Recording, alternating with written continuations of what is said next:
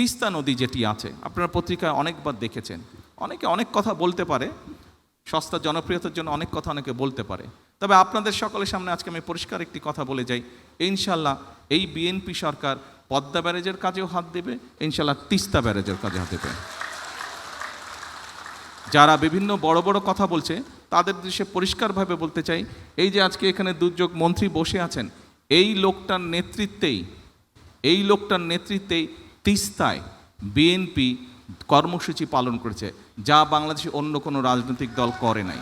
তারা হয়তো বড় বড় কথা বলেছে, গরম গরম কথা বলেছে, কিন্তু কাজ যদি কেউ করে থাকে, ডেলিভারি যদি কেউ করে থাকে, পরিস্থিতি যদি কেউ তৈরি করে থাকে, সেটা বিএনপি করেছে। ইনশাল্লাহ বিএনপি সেটা করবে।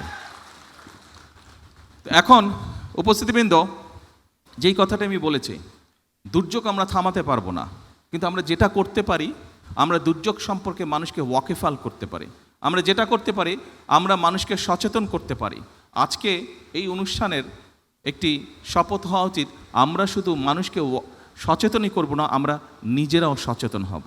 কারণ যেহেতু আমরা দুর্যোগকে থামাতে পারবো না, আসুন দুর্যোগ কোনোটি হলে কিভাবে আমরা মানুষ এবং সম্পদকে রক্ষা করতে পারি, কিভাবে ক্ষয়ক্ষতি কমাতে পারি, নিজেকে কিভাবে রক্ষা করতে পারি, আরেকজনকে কিভাবে রক্ষা করতে পারি, কিভাবে মানুষের সম্পদ রক্ষা করতে পারি, আসুন সেটিই হোক আমাদের আজকের এই অনুষ্ঠানের শপথ। কারণ আমরা একটি গরিব দেশ, এই গরিব দেশে আমাদের সম্পদ কম।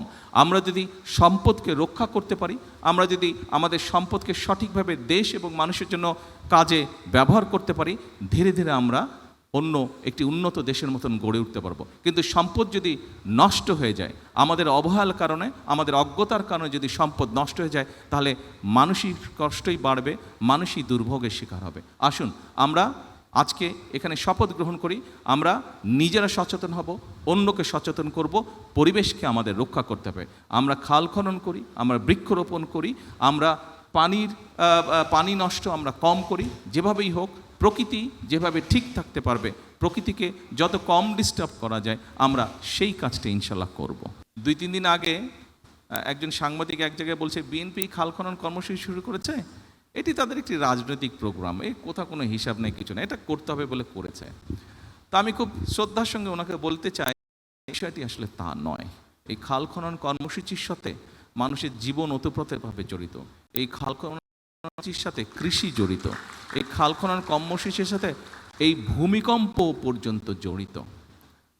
সম্মানিত উপস্থিতিবৃন্দ, আমরা গত 20 বছরে যে পরিমাণ পানি নিচে থেকে টেনে উপরে তুলেছি, আমাদের ব্যবহার করেছি, এই পরিমাণ পানি যদি আজকে থেকে, বিশেষ করে বর্ষার সময় যে অতিরিক্ত পানি আসে, সেটিকে যদি আমরা ছড়িয়েও দেই, মিনিমাম 20 বছর আরও লাগবে সেই যে শূন্যস্থান পূরণ হতে, অর্থাৎ মোটামুটিভাবে রিচার্জ হতে 20 বছর সময় লাগবে। 20 বছরে আপনার জনসংখ্যা আরও বাড়বে, আপনার খাদ্য উৎপাদন আরও আমাদেরকে বাড়াতে হবে।